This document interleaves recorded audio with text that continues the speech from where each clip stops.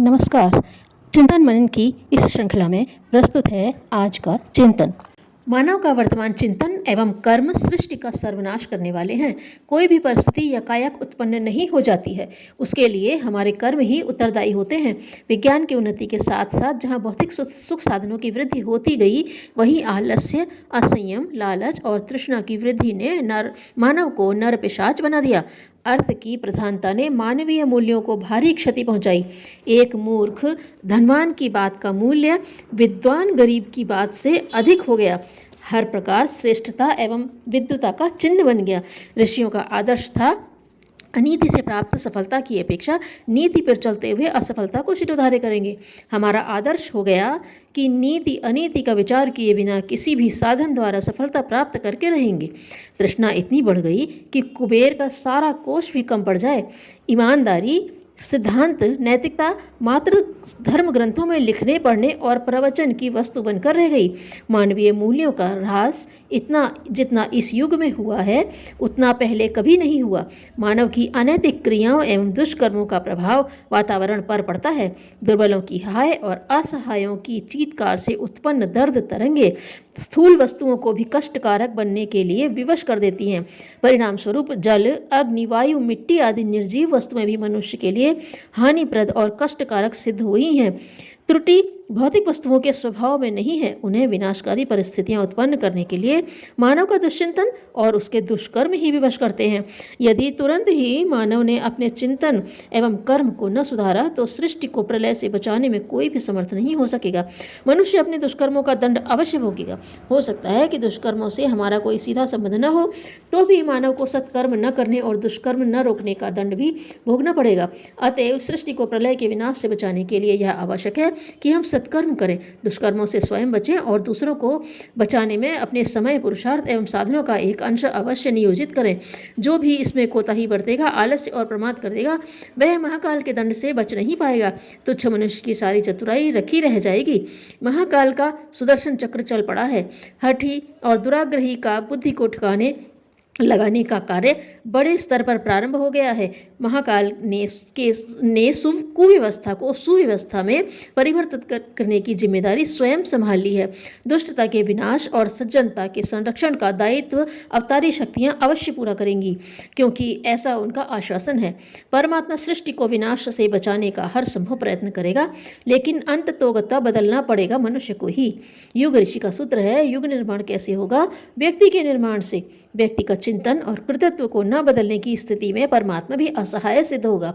परमात्मा भी मनुष्य के कर्मों के अनुसार दंड और पुरस्कार देने के लिए बाध्य है। संसार में आसुरी और दैवीय दोनों विचारधाराएं परमात्मा की देन है। आसुरी प्रवृत्तियों की वृद्धि का कारण यह है कि असुरों की पूर्ण श्रद्धा, निष्ठा, ईमानदारी के साथ आसुरी प्रवृत्तियों के प्रति होती है। उनकी पूरी आस्था उनके सिद्धांतों में होती है, जबकि देवताओं की आस्था देवत्व के प्रति थोड़ी थोड़ी देर में डगमगाने लगती है। देवताओं के अधिपति इंद्र का सिंहासन हिलता ही रहता है। देवत्व के प्रति आस्था को सुदृढ़ बनाने की आवश्यकता है। आज समाज में भ्रष्टाचार, अनाचार, दुष्प्रवृत्तियों के प्रति जितना सशक्त समर्थन है, उतना ईमानदारी और नैतिकता के प्रति नहीं है।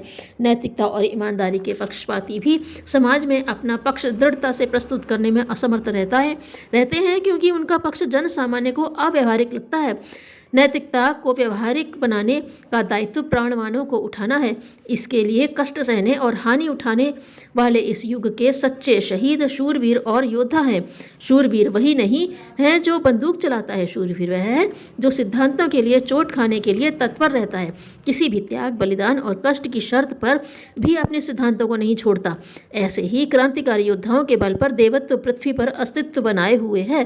देवत्व के सिद्धांतों में जनसाधारण की आस्था का पुनर्जागरण ही धर्म तंत्र का एक सूची कार्यक्रम होना चाहिए।